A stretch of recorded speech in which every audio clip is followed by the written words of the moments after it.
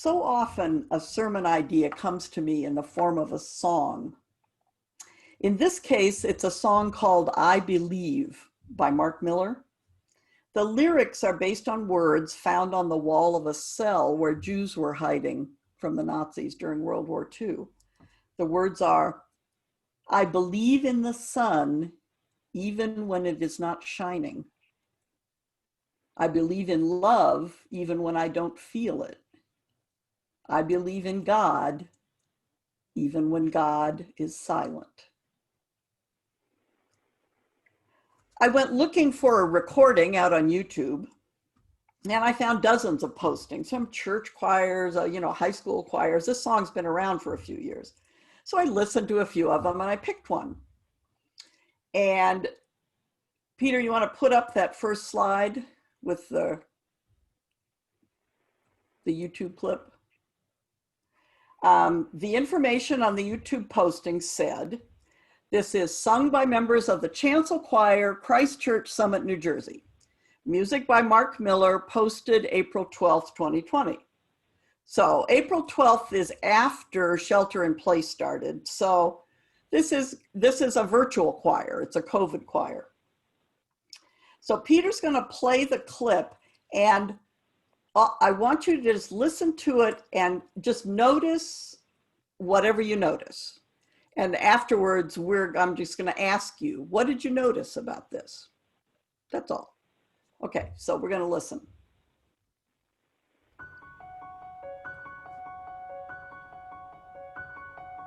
I believe in the sun. I believe in the sun, even when it's not shining. I believe in the sun. I believe in the sun, even when it's not shining. I believe in light. I believe in light, even when I don't feel it. I believe in light. I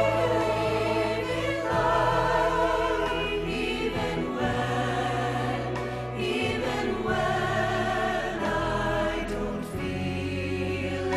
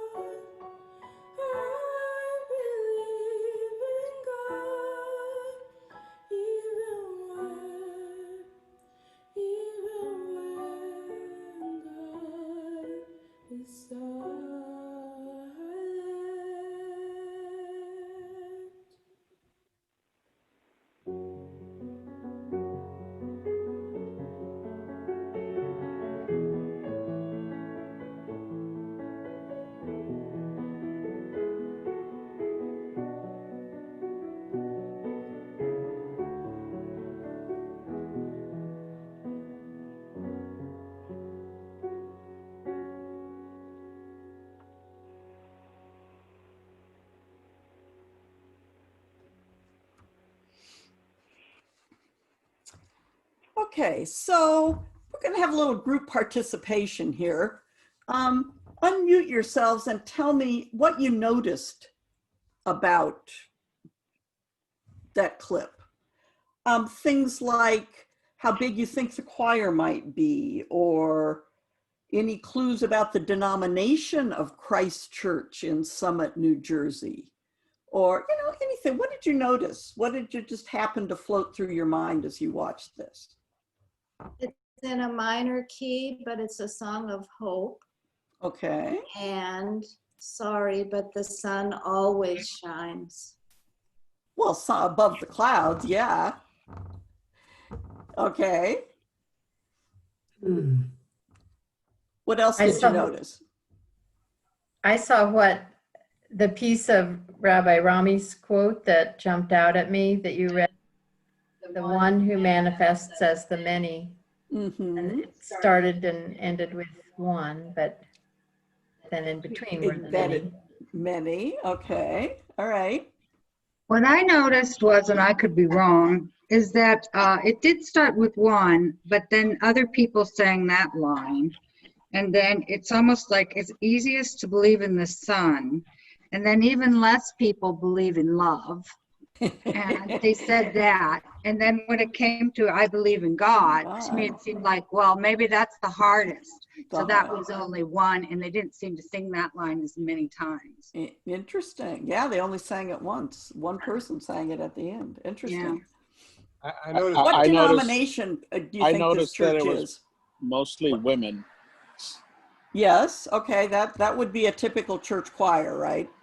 I mean, I also noticed that it was somewhat racially diverse, and it also somewhat age diverse. Age diverse and racially diverse. Okay. And I That's love funny. that. You're not going in anywhere near the directions that I did when I watched this thing the first time. My mind must just be in, running in strange grooves. So I took a look at the stone church at the beginning of the clip, right? And the name Christ Church. And where do you think I went denominationally? Episcopalian. Episcopalian, of course. I mean, I know a lot of Episcopal churches called Christ Church. Okay, so I'm ready for an Episcopal church. I'm a teensy bit thrown by the crosses because that's not what I associate with how the Episcopal Church shows itself to the world. Okay, that's a little da-da. Do you have any clues about the composer based on the music? And his name, Mark Miller. That's the sum total of what we know about the man. Jewish. Jewish, how interesting. Okay. I have an unfair advantage, but I... No, you do. If you know him, you hush up now that you're going to spoil the fun. Any clues at all? Okay, so it is true. Wait, Polly, I thought. Oh, yes, okay. Brown hands, so I thought the pianist was someone of color. The pianist, okay, so the pianist, yes, oh, absolutely. It looked like the accompanist. You got it. That's a good clue. Director, I don't know. But the composer is whoever he is out, in the world. It is true that most composers of church choral music are white males. I mean, there are people of color, there are women, but the majority are white males. So I knew that fact, and I put it together with Mark Miller, which is like the world's most generic name. It's almost as bad as, Roy Gessler or something like that. Mark Miller, I just went, oh, a white man. That's where I went. I'm telling you the truth. But you put these clues together, and because this is late at night and I don't have enough to do in my life, I decided I would just go wander over to the website of Christ Church Summit, New Jersey, and just check it out. So let's go check it out, Peter. What does the front page look like? Funny you should ask. He has it right here. There we go. No matter who you are or where you are on life's journey, Well, that's a surprise. This is a UCC church. Yeah. Cool. Cool. I would not have guessed from the name that it just, but you know, that's what happens. We have stories and we have our own experience and we put them together and we kind of make tentative guesses about things and then we go check them out. And as long as we're here, let's go check out the staff page, because this looks like kind of a big church. We've got a senior minister here who's, you know, what, Cambridge, Princeton, ethics professor for 10 years. I bet those are interesting sermons. And an associate member. These guys have both been here since the 90s. And their music minister. Oh man, look what I did. Who's the music minister? Guy who wrote it. The guy who wrote the song. That is a complete coincidence. But it explains why the choir looked like they knew the song so well. They've probably been singing this thing for years. He has tremendous credentials. He's been, you know, in Riverside, Marble Collegiate, and so on and so forth. Ha! And he's black. Boy, you know, the whole story, I had convinced myself this was an Episcopal church singing a piece by, you know, a white male, and I'm like wrong on all counts. Why do you think the crosses were there? This is a UCC church now. What?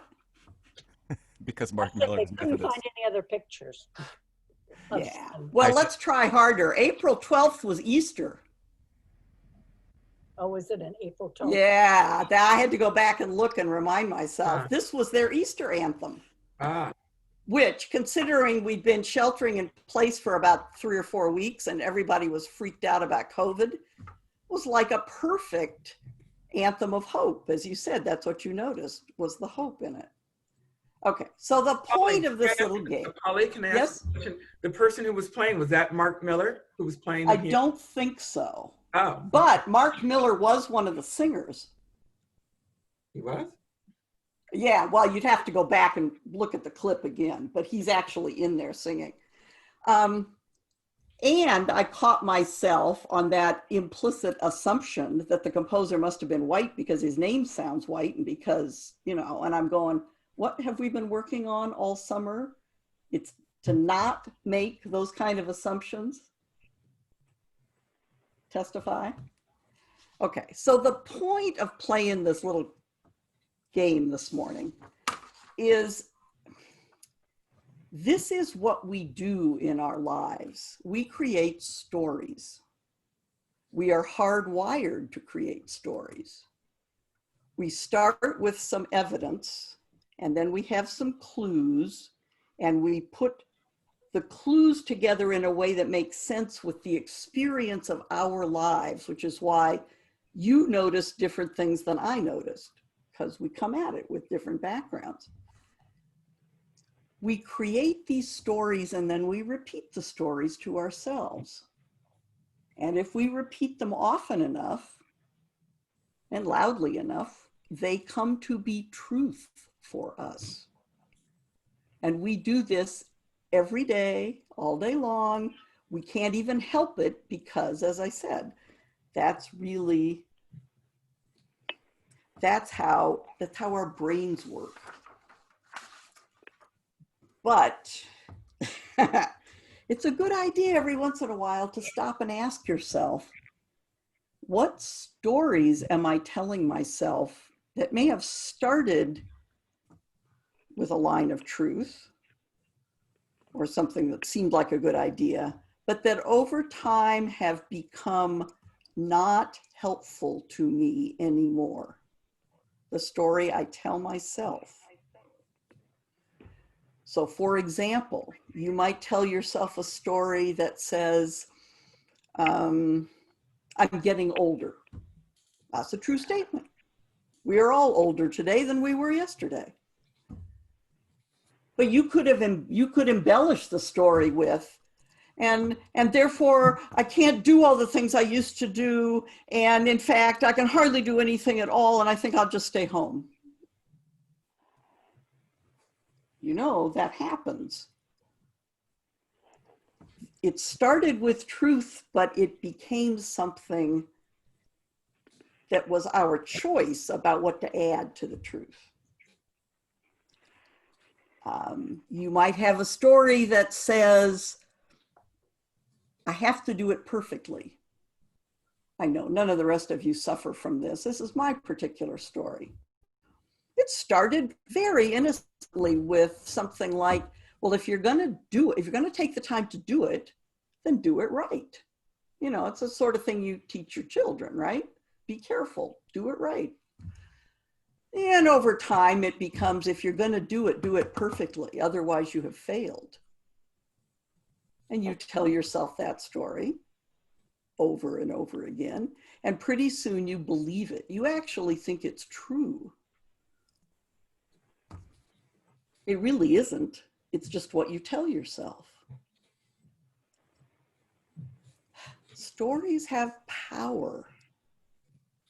They define, really, they create our reality for us.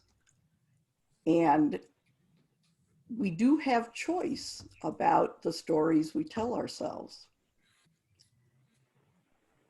It's so much easier to see someone else's story and to see how that's just something you tell yourself. I don't think that's true of you. And it's so hard to see our own. It's just like the Bible passage about the speck in their eye and the log in your own eye.